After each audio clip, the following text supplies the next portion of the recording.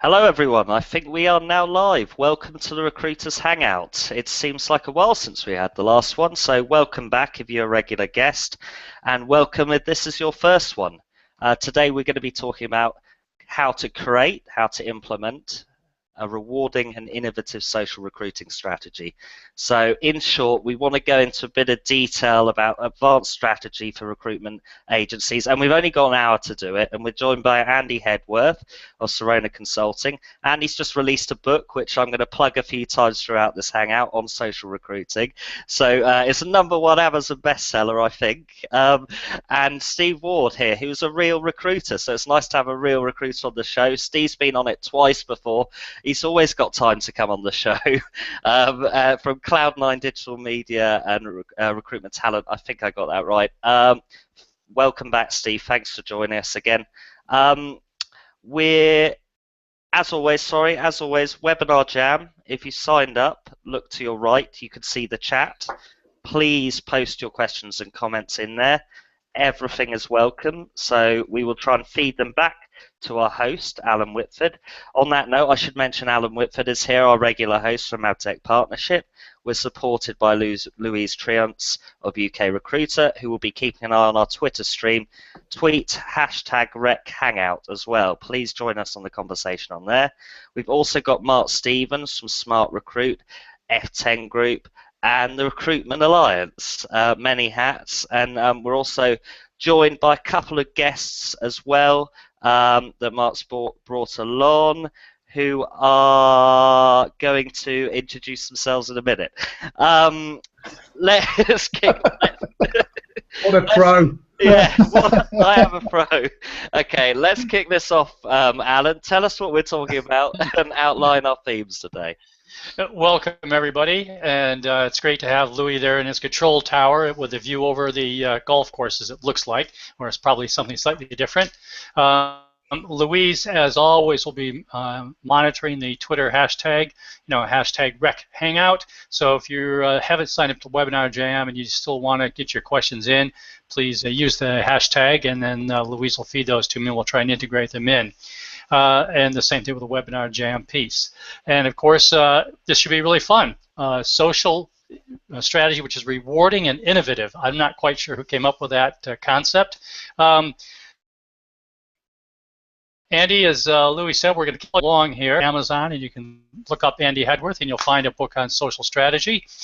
Steve, you must have a book to plug or something else to plug too, so don't worry. We'll get that in as well.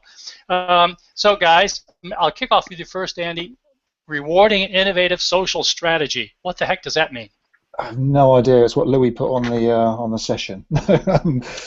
Joking aside, it's a good question, Alan. I think too many people look at social media and social recruiting in a way that it's just there, and we need to get them interested and show them that actually it can be very effective from a recruiting point of view.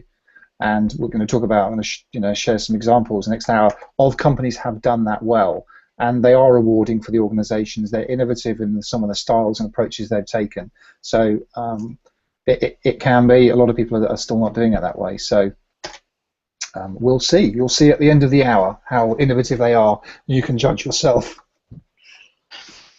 All right, Steve, we'll let you come in there. Rewarding innovative social strategies. Isn't social now just part of no recruitment? Oh, no, I lost you there. Yeah, so isn't social just part of normal recruiting practice?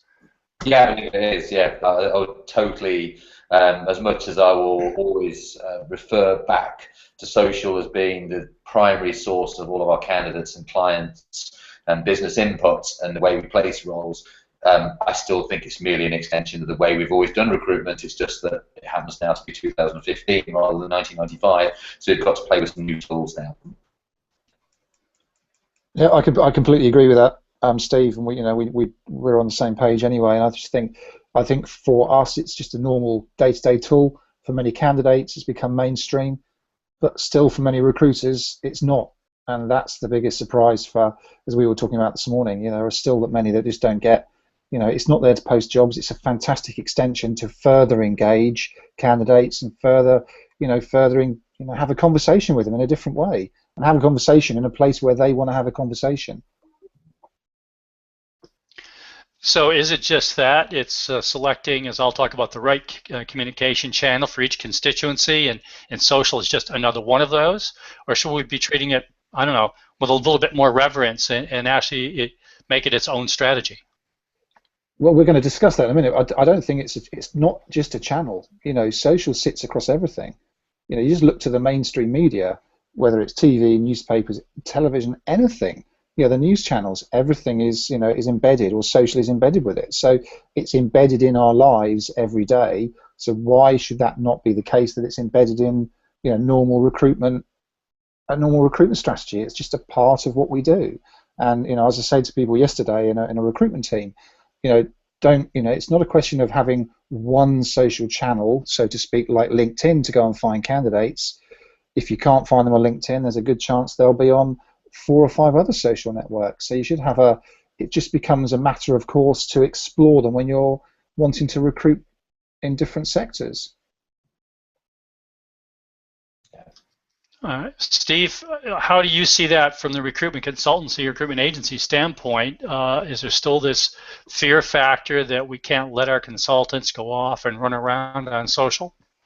I think that's the general fear. I think it's an unfounded fear. I think the problem is every time I sit in a seminar arranged by a recruitment organisation, there's a lawyer at the front that tells you all the reasons as to why you shouldn't do social media, because apparently once somebody stole somebody's LinkedIn account.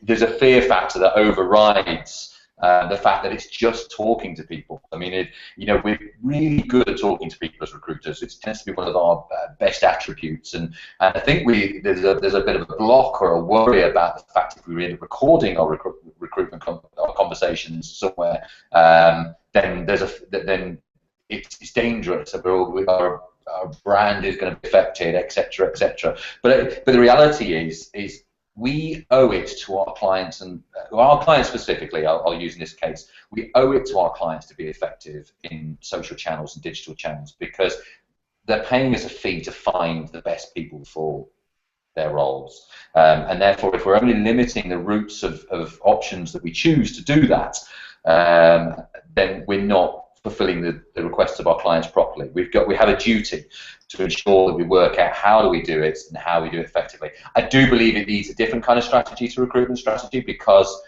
you've got to, like every form of communication, you need to treat it with a certain amount of different respect and uniqueness that makes it work from an etiquette point of view and an effective point of view. But it should all be interwoven now in my world. So, Alan, shall I just jump in there? I've got a model that I use with clients, and it's sort of like an 8-stage process and model that I use around a social strategy. So if I just quickly run through that, and just to make something, put a skeleton where we can sort of further this discussion, because otherwise we'll keep going around the same conversations with what we've always done. But to me, there's sort of 8 stages. I'll go through them briefly, then we can talk about them in more detail. The first is setting some objectives, and those objectives can be quite simple depending on the platform. They can be as complex as they need to be, but unless you set objectives and know why you're doing it, there's nothing that can be measured at the end of the day, so you won't know if it's a success. And this is the number one thing that I have an issue with clients, is they don't actually know why they want to do a social recruiting strategy. They do it because their competitors are doing it, or the CEO says they should. So that's the first thing. The second thing is when they're trying to define their audience, which we need to do in the social space to find out where they are, they don't actually know what they're looking for.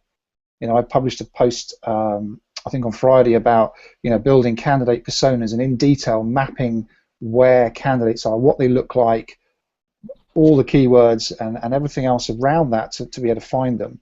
Then on the basis of that, you then can select the social channels where these candidates are. And channels, platforms, whatever the right word is. So it might be on LinkedIn, Facebook, Twitter, Google+, wherever, GitHub, Stack Overflow. Number 4, it's obviously then who's going to do it for your organization. Who are the people that are actually going to be involved day to day in doing the social recruiting and then managing it. And remember, as soon as you turn that switch and it goes social, it's 24/7. We know from all the stats from all the different networks, especially LinkedIn, that a lot of the traffic is early in the morning on the way to work, on the way home from work in the evening, and at weekends when candidates have got time to do stuff. So there needs to be some awareness as soon as you get people involved that this goes on forever. It's not something you can turn on 9 to 5, and there are tools that can help you do that and alerts. The next thing is to make sure you've given them training to do that. So stage 5 is make sure you've provided training. Now we've got the basics in place. What are we going to share on our social networks, and how are you going to keep people engaged and interested? And then we need to talk about stage 6, which is a content strategy. So it's what content are you going to share, how are you going to share it, who's going to share it, which keeps people engaged. Then you've established at the number 1, which is your objectives. How are you going to measure your objectives, and what tools are you going to use to measure them to decide whether it's a success? And the final part is an ongoing monitoring of everything that you're doing, both you, your people, your brand, everything around your presence online, to ensure that you're not missing out on if someone's talking about you, talking about your jobs, your company, in a positive way, but also sometimes in a negative way, to make sure that you can do something about it. So for me, that's the 8 stages that work, and each one of those can be subdivided, but that's where I start with, Alan. I think that's fantastic, Andy, and I think what that also does is brings up the sort of overall question we might face with the audience, your prospects, Steve's customers. Greg Savage, who's one of our regular guests, has just popped a question out saying, so what % of recruitment companies actually have an integrated social and digital candidate acquisition strategy? And it seems to me that that's even the starting point before we get to your stages is, do we even have any kind of a business strategy, much less a digital and social strategy? Steve? Oh, well, I wouldn't know the answer to the great question of what percentage do. That would be a pie in the sky figure, hence why I went like that, because I don't think there's probably very many. I think it's that much, Steve, just a little bit less than that. I've only got little hands, Andy. They don't. I think, and a lot of it stems down to lack of knowledge, Alan. I think this is where, it's very easy for us to have a bit of a pop at the industry in a way for being a little bit backward about its approach and its innovation in this area. A lot of it stems down to the basic knowledge of how to do it. It's still a problem, and I serve the social media and digital industry, and actually, if we're honest, a lot of that industry is still struggling to work out what the best route of action are a lot of times for taking a brand to social media and getting some genuine ROI from it. So that's with organizations who allow time for branding to take effect. Recruitment agencies aren't very good at allowing for time for branding to take effect. They want instant results and short-term results, and so it stems back to lack of knowledge. I think it's a little bit of a grey area for a lot of recruitment companies, and it needs more people who understand how it's done to be able to implement such a strategy, because otherwise, usually they try it, give it a few weeks, it doesn't have any impact instantly, and so it gets ditched, and I've heard that story many times before. Yeah, I agree. I mean, someone's just asked one of the questions, can we give some examples? Well, let me give you a few to start with. And just to answer Greg's question, it's very small, and yes, they don't look at the business objectives to why they entwine it to social, and I'd agree with that, which is why I always start with demanding, why they set their objectives and what are they. Sometimes it can be simple things, and so I completely agree with Greg. It's misaligned, but it should be aligned back to the business. So if we just talk about go back to stage 2 of the process, which is defining the audience, something that can be as simple as asking your own audience. Sometimes, now, good example, some of you may all be aware of. There's a very large global shipping company called Maersk. They're out of Scandinavia. They had a huge challenge about 3 years ago. They needed to recruit a few thousand, it's 2,500 new employees in the oil and gas sector at a time, not now, at a time when the oil and gas sector were really struggling to find people, and traditional channels weren't working. So they reached out to interesting enough, they reached out to their marketing team, not their HR and recruiting team, and they decided to use to try social. So they did the homework first. They did the first stage. They reached out to try to understand what their audience was and where it was. First thing they did was actually ask their existing, thousands of employees. So they did nothing else than ask them, where they go socially. And a horrendously high figure, like 85, 86%, were on Facebook. They were engaging on Facebook when they were on the rigs, when they were away from home, talking to their wives, talking to their friends, talking to other colleagues from other companies. So it made a sense for Maersk to go and do Facebook. So they then started to share content that their existing employees like to talk about.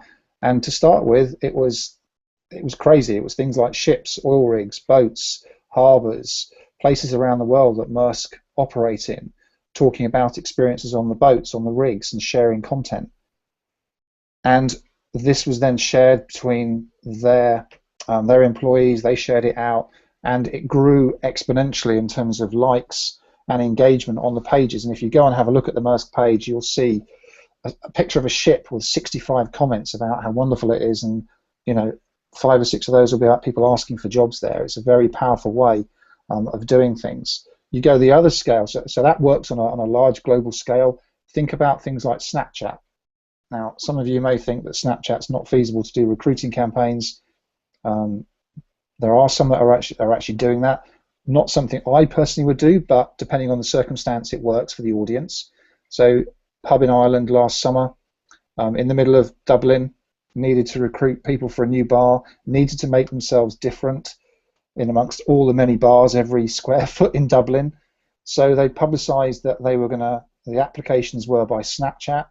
The brief was that they had to make themselves get their attention in the short Snapchat time, and that was the deciding factor. So people applied, did their Snapchats, and why they should be the people that will make a difference for this bar. And the owner recruited all its employees via Snapchat, because his premise was, his audience was the people that come in and buy beer. A waitress or a waiter had 3 or 4 seconds to make an appearance, to get that person's attention. So he figured Snapchat worked for them. So 2 contrasting examples there, but both very effective in their own way. So Andy, I think that'll help Laura and some of the others been feeding into us. Steve, it also seems to me when we talk about these 8 stages that Andy's laid out, the first 4 or 5 are just, hey, this is what you should be doing to figure out what your digital business or your recruiting business is to begin with. Every Monday we should be talking about, so what are our objectives? Who are we trying to reach this week? How are we going to reach them? Who's going to do it? And the training piece, which I know you get actively involved in. So it feels to me like we're seeing a lot of companies think that the whole social thing is over here and doing our business is over here, and they're not aligning the two down the same road. We're on opposite sides of the dual carriageway, perhaps. Are you seeing that? Does that feel right to you? Yes, I mean, you're right. I think it is. I think, let's be honest, a recruitment company has to be quite critical about what channels it needs to use for all of its approaches, and when it looks at its meetings at the start of the week and what it's trying to achieve and all that kind of stuff. And sometimes social isn't the answer for them in a certain situation, in a certain case. It's just I believe how it should be. Is that part of every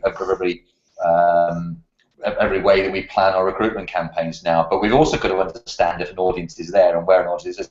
I think that Andy's examples are really good about how you think with those meetings you talked about, those discussions about working out, okay, we've got a new requisition from a client, client X, Y, Z, whatever. The first question is, if we're going to go social, where do these people actually exist? Don't make the third assumption that everybody's sitting on Twitter or LinkedIn waiting for your job to land on a lap, because it just doesn't work like that. You have to do a lot of seeding and a lot of preparation, a cycle of connection that allows us to not go straight diving in with 2 feet with LinkedIn, because that's naturally what every recruiter on the planet does, is think, right, I need to target everybody on LinkedIn, and goes in with the same requests as everybody else does on LinkedIn. Why not try and work around their social pattern and work out where these people actually exist, identify who the people are by their specialism and the profile that we need for the role, but then let's work out if they've got a bigger digital footprint in the places where they actually want to see us. Nobody wants to see us on LinkedIn. Everybody cringes at the thought of a LinkedIn inbox request, but they love it when you subscribe to their blog, and they love it if they follow their Pinterest boards, and they love it if you follow you on Instagram, and your reception is better through those channels than it is through LinkedIn. So raising the visibility of what we do and the channels where those candidates actually exist in a more comfortable social space is a wise strategy to start with before you start spinning back to LinkedIn and starting doing formal business connections. And I think that's I think that's a big challenge for recruitment companies, to work out how do we be sociable and how do we be recruitment. So you talk about the difference between business strategy and social strategy. I think the different challenge is how can we be social in business and still count it as business? I think that's a big problem for recruitment industries and lots of businesses as a whole. Are we allowed to talk about football and win business through it? That kind of stuff. But also, Steve, I think there's massive assumptions made. We talk about the thing we grew up, we're all trained from day one in recruitment. Don't make assumptions, and for the obvious reasons, don't assume in recruitment. And what's the one thing that 95% of recruiters do? They assume that every candidate's on LinkedIn. Yeah, it's poppycock. They're not. They might have a presence on there, but they don't answer your emails. They don't respond to your in-mails. They don't want to talk to you, as you just said. And yet, we've got all these other sources. We know from statistics that there are, every single person has, on average, between 4 and 5 digital footprints on different social networks. Some of the ones you've mentioned there. And yet, every time the recruiters go back to the same place that all their competitors and their colleagues are going to, and still banging their head against the brick wall, worrying why they can't find the people. I just find it mental, personally. But that's no different, Andy, is it? Sorry, Steve, but that's no different than what recruiters have always done. So when I started in recruitment in the UK, you pop, 4 pages of ads in the Computer Weekly or Computing, and then you put, 40 jobs up on Total Jobs or, CW Jobs. And now I stick all my jobs up on LinkedIn. So I think it's the lending approach to my sourcing. Yeah, but I'm not talking about jobs. We know that's posting jobs, and that's a separate side. I'm talking about having an understanding of where your audience is, and knowing that they're not all there. And if you're an experienced recruiter, you should know that you've done these searches many times. You know they're not responding. You might have a 10% in-mail rate or whatever it is, but the thing is, they're not taking the time to go out and explore across other social networks and see if the candidates are actually there. The biggest one that everyone talks about, and the one that everybody is happy to slag off, excessively and vocally, is Google+. And yet, it still has some of the highest density of candidates, with a mechanism to communicate with them, I might add, and people don't go near it. So if you're a recruiter, that should come into it as well, shouldn't it? I agree, and I didn't mean necessarily just about posting jobs, but more about the behavior. Is the reason I posted jobs in those different ways over the last 20 years is because that's where I thought everybody was. Yeah. And so I think everybody's on LinkedIn. I go to LinkedIn now. So I think there's a training and education piece with recruiters, both in-house and agency, that it isn't about just passively posting something and waiting for the candidate to come. As Steve said, you got to go find them. And I think what you're quite right about is that this is like a nirvana time if you really want to go out and try and find people, because we can find them on everything. As long as you find them and give them a channel to get back to you, you have to make yourself massively accessible. I mean, Twitter made that easy recently by allowing anybody to DM you, but yeah, you've got to make yourself accessible, which is the biggest part of that. As long as you allow that to be turned on, Steve. Yes, indeed. Can I just chip in here? I mean, aren't there two separate strategies here which we're talking about? One is targeting individuals that we find, which is a sourcing strategy. And there are lots of different ways that we might engage with someone. We might source them through social media, find their digital footprint, and there's lots of different ways and means in which we can engage with those people and influence them. But there's also the opportunity to market ourselves to mass audiences. And I was just thinking at the start of this, when I was listening to you guys talk, you know, do we underutilize our databases? Because, you know, it wouldn't be difficult to take out all the email addresses of all our candidates on our database, drop them into a remarketing program, and then basically have something that we push out to them and brand to them on a regular basis through Facebook, for example, and keep regular communication going. Can I just take that a stage further? I completely agree with you. The one place they don't go is their own database. But just taking what you just said there, just to clarify for some people that don't understand what remarketing is, etc. But a really good way of understanding and reaching out to a target audience, if you're going to invest some money and do some targeted advertising, is take that exact database. I would suggest you probably clean it first of email addresses. For those of you who don't know, you can actually upload email addresses to Twitter and to Facebook and run, you know, specific targeted campaign at those people on those platforms, which is a very effective way, and there's many ways of doing that. Not only that, they'll then take it a stage further and do lookalikes. So people that meet the profiles of the people you've just given them, they'll match them, and then there's an extra audience for you to market to.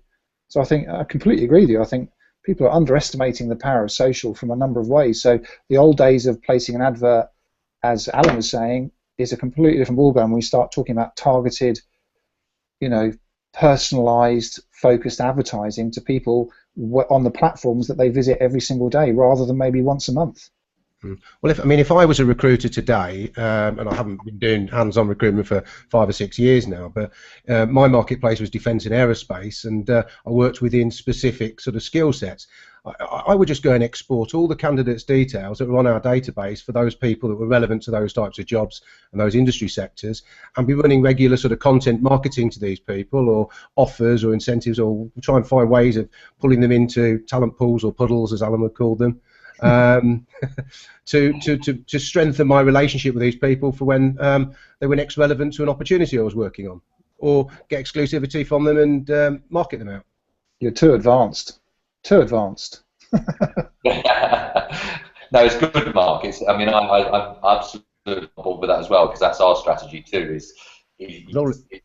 Got all this data, segment your data, target content accordingly. We can do big flooding content as well. Sometimes that can work for broader industry news and all that kind of stuff, because we're serving a specific industry, so you can have big news and all that kind of stuff. But specific content for specific audiences, with a little bit of a shout now and again to an occasional job to throw, you know, that might fit there. Totally is our strategy as well. It bang on fits, because I think we look inside we serve a niche, but we also look inside niches within the niches as well, from a point of view of targeted marketing and things like that, because it's much more effective sending content out to 100 people than it is to 2,000 people, because if it's specific to their niche within the niche, you know, and ours digital, that might be fashion within digital, or it might be whatever.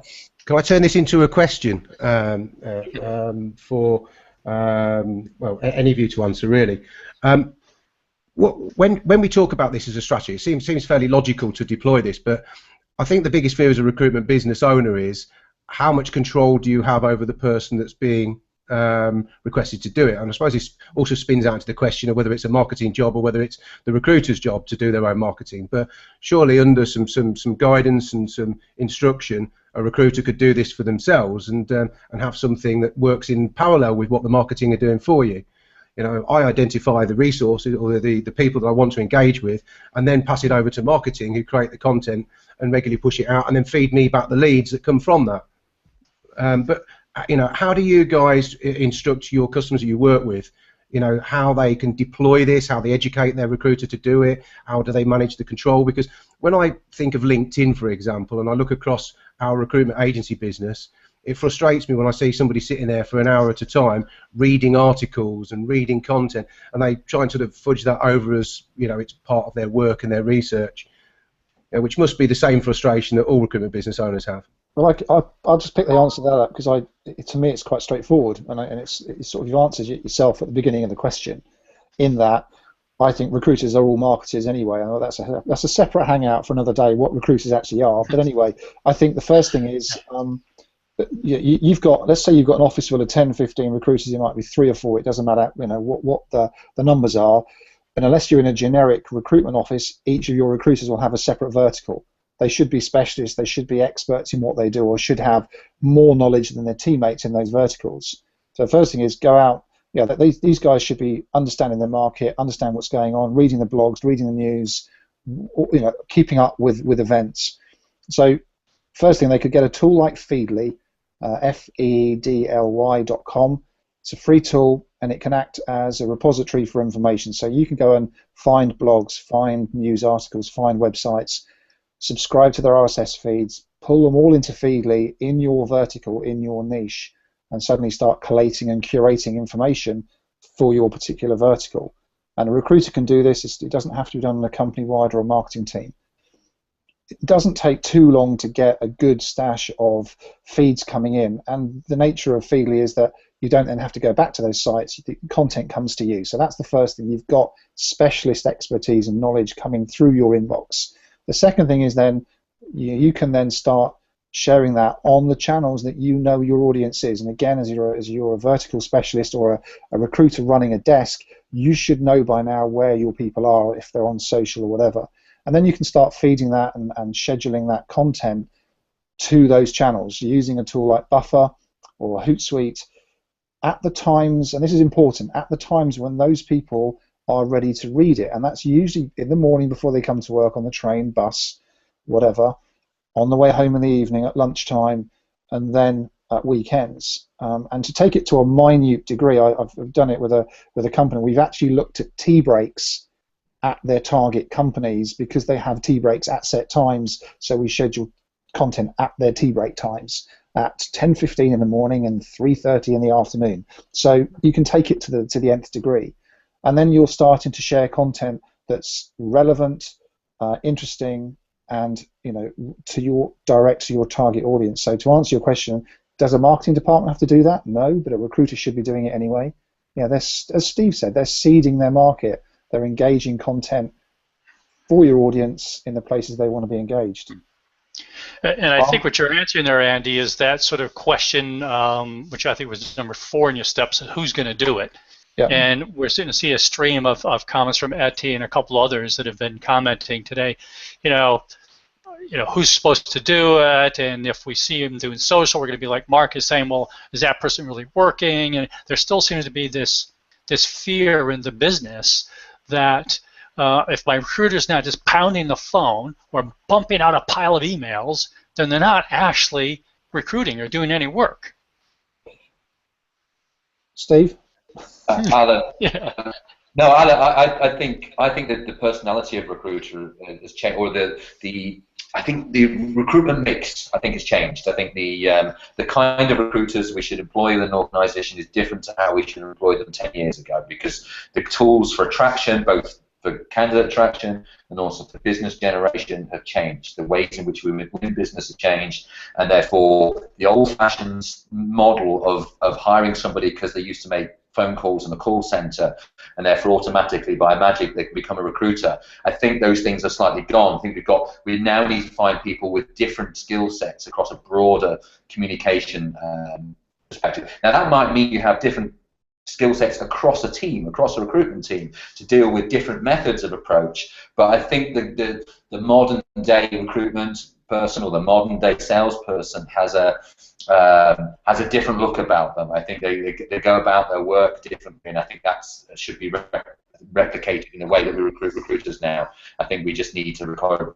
I think it's just a different kind of. I don't want a unidirectional salesperson posting my content for me, because all they're just doing is chucking out content. What I want is somebody who looks at content, understands the market in which they're producing that content for, and commentates around that content as part of the opening of discussion piece with their audience. So I think there's a big difference between the sales approach, which the recruitment industry is typically renowned for, and the slightly more the marketing approach, which is one slightly more around conversation, credibility, and branding in a marketplace. And that in itself is, with really good hard work, sufficient to make a very, very good recruiter, because you're right at the center of your hub as a player, rather than, and this is one of the things I will talk about a lot about, is as recruiters getting right at the hub of our industry, rather than being salespeople hanging off the coattails of our potential clients and things like that. Why don't we as recruiters be industry experts and sit right in the middle and curate and make the content to control the industry? So I think the personality of recruiters personally has changed, and I think that's why we just need to measure people by their different actions, in a sense. Can I just jump in there? I just want to give you, just to take it, we talked just another example of a company doing something different in terms of targeting and engaging people. So this is at recruiter level. This isn't something that a company's done. So there's a friend of mine who works for Spotify. He's recently left, but was working there. He came up. So Spotify, as we all know, is music. It's music lists. So what he came up with was very clever. Nothing other than the tools that he used. He created a playlist for his candidates that he then sent out with a link, and in the playlist there was the message to them. So I'll read out. I'll read out how this plays out. So these are basically song titles. So this is aimed at developers and software people and technical people, and this is something, bear in mind, that all of us could do because Spotify has a free account. So I'll show you, that's what it looks like. So that's the list, the playlist, and this is how it reads. And it says, "Hi, my name is Andre. I'm a ninja headhunter. Believe it or not, I'm searching for candidates who want to live forever and maybe join the band. Are you happy with your current job situation? I'm looking for programming cowboys. Maybe you are enveloped in Python, Java, front end. So tell me, who are you? Hopefully you are the code monkey I'm looking for. Show me you are passionate. I'll show you Spotify. Best regards, Andre." Now, to me, that's just being clever. That's a recruiter showing that he knows his audience, and it works. Now, this is his generic one that he sends out to candidates. He's also got a whole raft of specialist ones, which he wouldn't show me because he uses them for headhunting, which is fair enough. But how long does it take to do a playlist? 5-10 minutes, if you're after a particular candidate. So to me, again, it's just an example that someone's using it clever, and he'll distribute that via a social channel. I think that's excellent, Eddie, and thanks for that example. I'm just going to do a quick reset. We've been having some really good debate going on through the webinar Jam link, as well as the other and Twitter. This is hashtag Rec Hangout, and we're joined today by Steve Ward of Cloud9 and Andy Hedworth, Serona Consulting, talking about having the strategy to have a rewarding and innovative social strategy. But really what we're talking about is how can you get your recruitment business working better by embracing everything that the social environment brings to us from a business perspective. Guys, it's been really good. I think we're also going to get some interesting questions coming in. They're thanking you for the examples, Andy, but we're also getting questions from people saying, one of your other things you mentioned was the measurement and the monitoring piece. Yep. And what do we do about that? And in fact, do we need to have different KPIs? So someone is suggesting, Stuart, I think, do our KPIs therefore need to include things like articles shared, engagement level, passive candidate hires versus active candidate hires? In other words, do we create a new set of KPIs, or do we do what I've suggested in a presentation last week, that in fact our recruitment KPIs are still our recruitment KPIs? We just need to include everything we're doing on social in those measurements.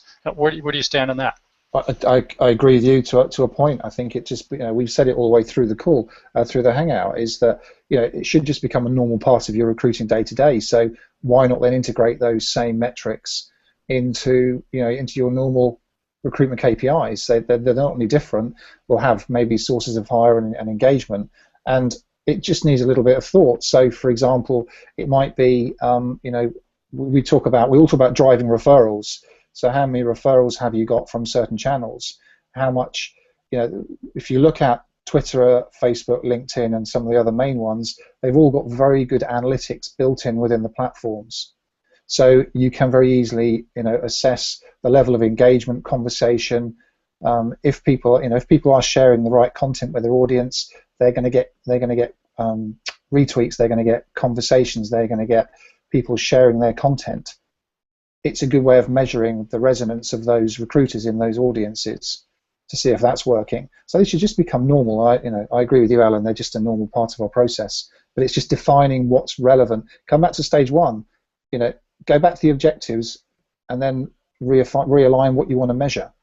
Is it just about reach, numbers, etc., or is it about the juicy stuff? Is it about how many placements you're making, how many conversations you're having, how many referrals you're getting, and importantly, how much traffic is coming back to the career site? I saw someone asked earlier about how important is the career site in social recruiting. It's massively important, because if your career site is dull and boring and really is not interesting at all, and is more importantly not showing the interesting things that people want to see now, which a lot of them don't have, then we want to drive people back to our home plate. We want to bring people back to our own domains. We don't necessarily want to have the conversation entirely on Facebook or Twitter or wherever it may be. We want them to bring them back to an environment where we've got a little bit more control on the content that's there, the videos, the pictures, the stories, the blogs, and ultimately our jobs. Because if they don't apply to the jobs, we're not going to get any placements. Well, I think you're quite right, and I saw that website question too, and I agree with you completely. If that's a destination to capture people where we have them, do we really want to have all of our candidate relationships going on in other environments like Facebook or Google Plus or LinkedIn, where we don't actually ultimately control the final messaging and the contact? So you're right. Steve, what are you measuring in your business? Because you're running, you've been there running recruiting as well for the digital sector. What are your KPIs? What do you have your guys report to? I run a lot of the outbound stuff from a point of view of content sharing and all that kind of stuff. We don't have measurements on that kind of stuff. The only measurement, we measure sourcing activity and the hit rate for sourcing through different channels and that kind of stuff, and how many convert into connected applicants, connected candidates, CVs coming in, etc. So we have that trail of identify, source, connect, CV, and all the way to the job placement and interviews. So we have that, but we don't put any KPI metrics around content sharing, because I guess it's because I'm the boss, and in my world I decide that it should be a given that we put out great content, and it shouldn't be something that we have to justify the measurements of success of. It's something we should absolutely be doing as a matter of course. And so I'll trust that element of our work, that's important as part of our engagement strategy.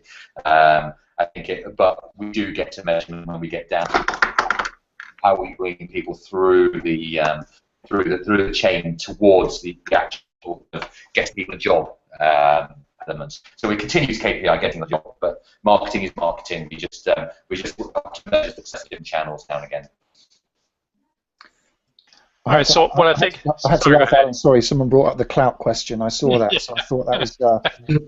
so just to answer that question, someone said, is clout a meaningful way of...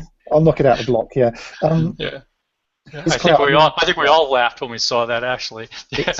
So let's be fair. Clout is trying to assess influence. It's been going on for 3 or 4 years. They look at algorithms across different social networks, etc. It's still a work in progress. I think Steve will back me up here. If you are recruiting digital people and people who need to be on social all the time, for me, clout is an indicator that someone is a participant of social media. Does it show their quality? Does it show all their expertise? Not necessarily. So if you need someone that's going to be a social person, you would expect them to have a higher than average clout score. That's as far as it goes, as far as from my point of view. I think I don't know, Steve probably feels the same. It's a work in progress, and John Sumser said to me a couple of years ago, he said, it took us years to unravel DNA. So why do software companies think it's going to take them just 6 months and a year to unravel influence? He said it's just not going to happen, but it might happen in 10 years' time.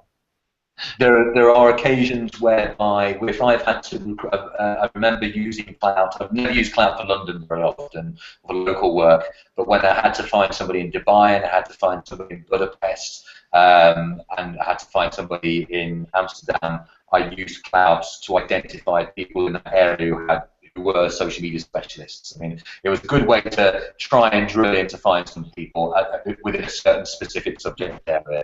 I'm not sure I even know how to use it any longer. I've given it. It's 52, Steve. So they're always. It's always 52. That's what it seems to me. It never seems to change. It's always 52.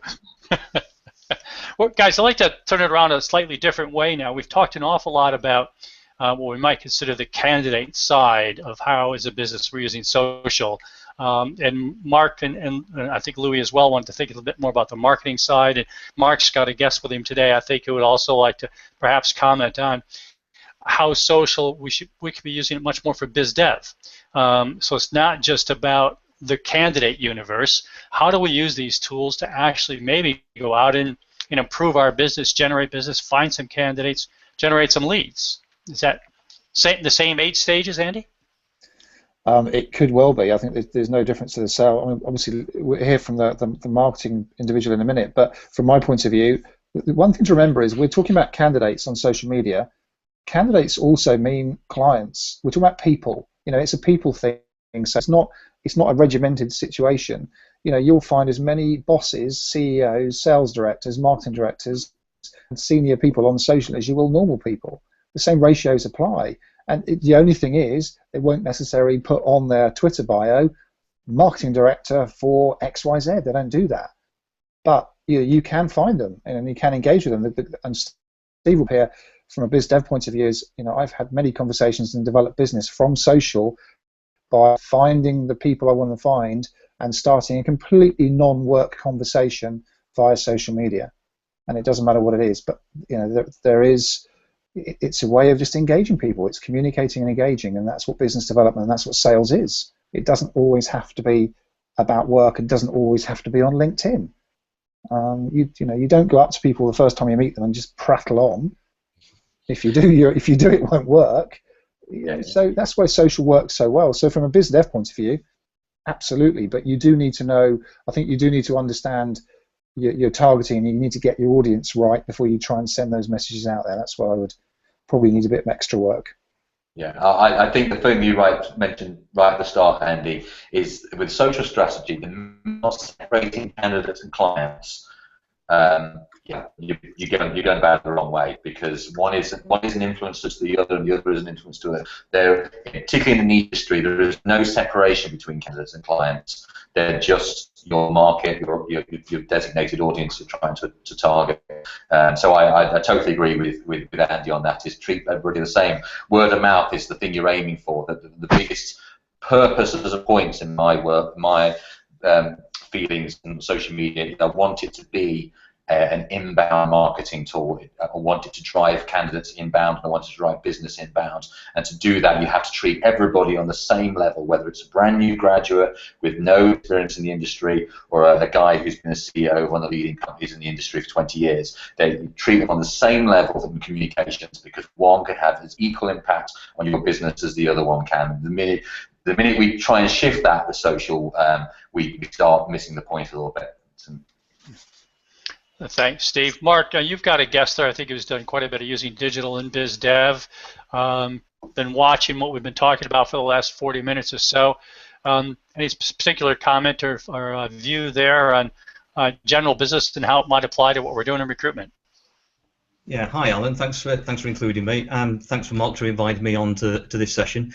Firstly, John Heffernan. I'm actually nothing to do with the recruitment industry until I've got associated with Mark. I do biz dev in the digital marketing world across all sectors. And what is absolutely fascinating from the last 40 minutes is you guys are not unique. All of the things that you've been talking about are things I come across in every other industry sector every day of the week. The same issues, the same problems, the same faults. Particularly, and I think it was Andy said earlier on about sort of the responsibility for actually delivery.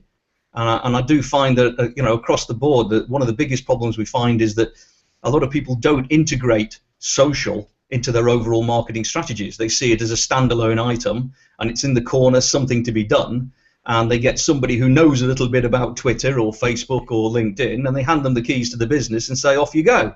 And when the disaster strikes, then people like me are called in to clean up the mess. So it's an interesting one. What I think the real message that I think really has got to come across from today is that it isn't social media marketing. It is marketing. Yeah. It is part of the marketing effort. It is part of the overall marketing strategy. It is a very, very important and integral part of it. And if you don't build it into every element of the marketing that you do, you will fail, and your competitors will beat you.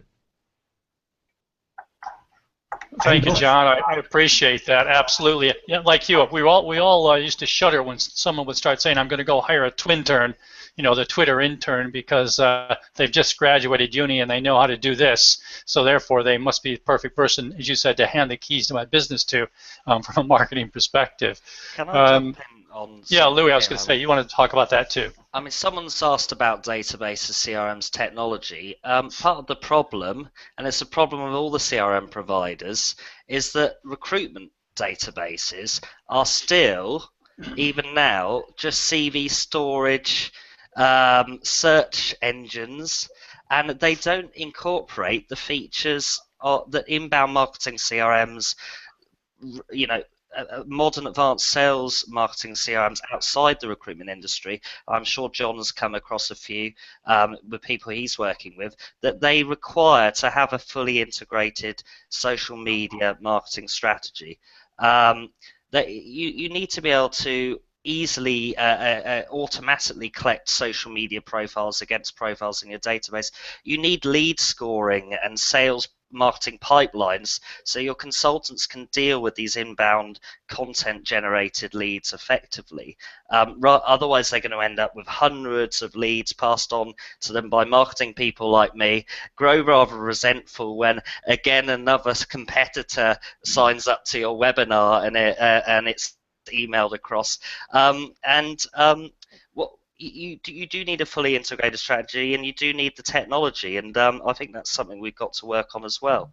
So do you happen to know a good recruitment technology, Louis, that's integrated with social media by any chance? Yeah. I know there are some limited social media integrations. I wouldn't claim to say colleagues got it all yet. No, that's something I'm advocating here and I'm pushing internally. I think that recruitment CRM needs to have every aspect of marketing, social media and sales functionality that CRMs outside the industry have, and not just be a database of CVs that recruiters use occasionally when LinkedIn fails them, which is... Isn't CRM just the science? To quote Roy Ripper again, the art is how we engage beyond this. The mechanics of capturing the data, but really the art in all of this is how we nurture these individuals, whether they be a target client or a candidate, and transform them from just being a target into being a potential customer. Yes, it is, but you need the technology these days, the amount of information out there in order to organise your life. And at the moment, people are working with 10 different tools with data all over the place in MailChimp, on Twitter, on LinkedIn, in their CRM. There's no one tracking component in the middle that's monitoring all of this and therefore can organise this automatically with a report on it. Yes, you have to have your processes there, and you have to have the right strategy and the right attitude in order to then get the technology to work for you effectively. But I think there's still a lot of work to do. So, Andy, actually, so it's not a plug. It's a general statement to all recruitment technology providers and to agencies to start kicking us and telling us that they need this technology and they need this social media strategy, and they're not content. You can't plug in that shirt, Louis. Thank you. I know I look like a deck chair. Can I just say, Louis, I agree with you completely, but I also think you said ask the recruitment owners to give you the information. They don't push back. They take what the software does. They don't necessarily know what they want. So this comes back to a whole mixing everything back to the business again. So I think there is a challenge there of education. So it's not just a question, and I'll push it back to the software companies to a degree. Yeah, they know what's going on. They're in the tech industry. They know what they need to do. They're not stupid. They give, they'll give companies what they think they need, not necessarily what they want or they do need. And there is a challenge there within the software sales. We don't want to go into that conversation, but that actually, do the businesses know what they want? So the software companies will sell them minimum requirements, just to give them what they need. Can I add another quick point on the sales thing as well? Because I think that there's a very good. The challenge with the sales thing with social media comes back to that thing about who does it again. Because I think we're scared that if we use social media from a business development point of view, are we doing it in a way that is the person doing it, the job, doing it in the right way to reach that audience? I think we have to remember why people choose businesses online, why they make those selections and all that kind of stuff. A lot of it comes down to credibility and authority within the subject matter, which is something we were never really able to demonstrate massively before a number of years ago, unless you put yourself an article in the Recruiter magazine or something like that. Nobody really knew who experts were in the field, and now we now have an opportunity where recruitment agencies and their leaders can present themselves as experts within their organisations and within the industries they operate. And the word I said that's very, very important in that is that the people who have to lead the social media process, and from a business development point of view particularly, are the leaders of the business. And so when we think about how the recruitment agencies hit the social media market, it should be the CEOs and the MDs and the senior consultants and the senior operators within the business who should be the faces of business development through social and agency existence through social, rather than the intern and all that kind of stuff, because the authority and the validity of conversation and credibility will always come from those leading people, and those are the people that should be the natural draw, because those are the people you can then translate from a social media feed into something else. If you use your social media feed well as a form of credibility and brand enhancement, it's those people that they identify using those feeds that are most likely to get credibility somewhere else, because somebody says, hey, this person was talking quite a lot on Twitter or wherever about that subject, should we get in contact with them? I mean, I was asked by Glamour magazine to talk about YouTubers once because I hired social media people. So I did an interview with Glamour. I never expected in my life to do an interview with Glamour magazine, but because it was my specialist area to talk about. We turned that down. No, I think I quite liked it actually, Mark. I kept asking to go back again. No, it was because they saw that was the field. Now, that was good for my business. It was good as a traffic source for my business in order to, from a business development point of view as well as a candidate point of view. There was no point in me asking our youngest employee who just happens to run the Twitter feed to go and do that kind of stuff. So I think that we have to remember it's an area for credibility and branding rather than just for content posting for the purpose of filling a feed. And I think that's the bit we have to think about, is who we put behind this for business development purposes. Thanks, Steve. I appreciate that. And by the way, Louis, I have an integrated database. It's a pencil and paper. I could go back to that because we're writing down the little bits and pieces from every one of our sources onto one page. It's not quite fully automated, though. Guys, we've got about 2 or 3 minutes left. It's been fantastic, and I know we could carry on with this conversation for a couple more hours. I mean, the couple of the tangents that Andy's mentioned, for example, going into the whole suppliers and what they do or don't do. I think we could have another seminar on that one for sure. But let's just, I think, maybe trying to bring it back down. We got Andy's 8 stages to success, which I'm sure will feature in Louise's post-event blog. And of course, you can buy the book written by Andy Hedworth, which goes into much more detail for that. But in the final couple of minutes, Steve, Andy, if you had to, like one lesson or one key part of advice for our audience, what should they be doing this afternoon to really get their rewarding and innovative social strategy on track? Steve, we'll go to you first. Know who you're targeting.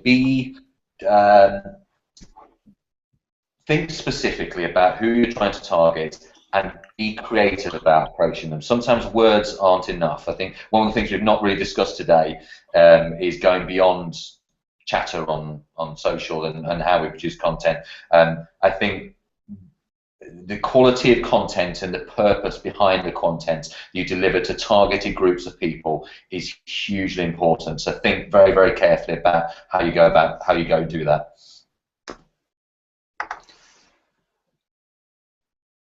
Andy? There's loads, but I think there's several things. One, listen. Just listen. people don't listen to what people are saying. They don't listen to their audience. They don't listen to what's being said about them. And when you go on to start using social media, make sure it's interesting and relevant. It's simple. If it's not, whatever you do, if it's not interesting and it's not relevant, your audience isn't going to take the audience that Steve's just talked about there. They're going to ignore you anyway. There'll be something else that's better. So, everything that you do has to be targeted, has to be interesting, has to be relevant, but listen to the reply, listen to the responses, and don't be afraid of engaging with people. It comes back to what we've said all along. I think that's absolutely right. Let's stop being so fearful. It's not going away. Social is here to stay, and we should just be embracing it and using it to our advantage. Thank you both. It's been a fantastic show. As I said, I'm sure we could go on for hours. And thank you for our audience. We've had a bunch of people who've been chipping in. Stuart, Laura, Etty, Joanne, Greg, of course, right at the very beginning, and a few others who I can't remember all your names now. Joe. Obviously, Mark, thank you for bringing John on. And to our usual crew, Louis, you've made it work great. Louise, who's been silent but deadly in the background. Great show. Looking forward to the next one. Louis, I'm going to kick it back over to you for a final sign-off and wrap-up. Thank you, Alan. I just want to mention that last week we hosted something called the Recruiters Masterclass in support of Cystic Fibrosis Trust. We raised over £7,000 by hosting 5 webinars every morning, and we had about 150 recruiters sign up, large recruitment agencies watching in their offices with lots of consultants watching, which was great to see. Andy helped us out on the first day and did an excellent our webinar on using LinkedIn more effectively for recruitment and 10 ways to do it. We also had Johnny Campbell on there, how to engage passive candidates, Roy Ripper on there on sales recruitment, Catherine Robinson on sourcing and using Google, and Lisa Jones on the Friday, who joined us to talk about recruiting with Twitter and getting real ROI. We raised over £7,000, but you can still access. Thank you. You can still access those videos if you wanted to donate. I'm just going to, sorry, it's a little plug, but it's for a good cause. I'm just going to put that on the right there, that link I just posted. That'll take you through to PayPal. If you wanted to donate £97 to CF Trust, you'll be able to access all 5 of those recordings of those webinars, and 2 of them are specifically on using social media, so very relevant to this Hangout. In terms of follow-up, we'll have UK recruiter Louise's blog piece, notes from the Rec Hangout. I think if Andy's all right with it, we'll include that stage-by-stage social media guide you mentioned on there, and we'll also be putting together a SlideShare presentation with the top quotes from all of our guests here, Steve, John, Andy, and Mark and Alan, and all of our contributions, the top takeaway bits, so you can read through that and share that around if you would. You'll also get the recording soon after this is broadcast. Please let me know if you do get in touch. We haven't got a next Hangout organised for June yet, but do keep a lookout on the colleague blog, and we'll get some information on there as soon as we've organised one. But other than that, I think that's everything. Thank you very, very much, Andy, Steve, John. Great Hangout, I thought. Have a good day. Thanks very much. Bye, everyone. Bye. Thanks. Bye. Cheers.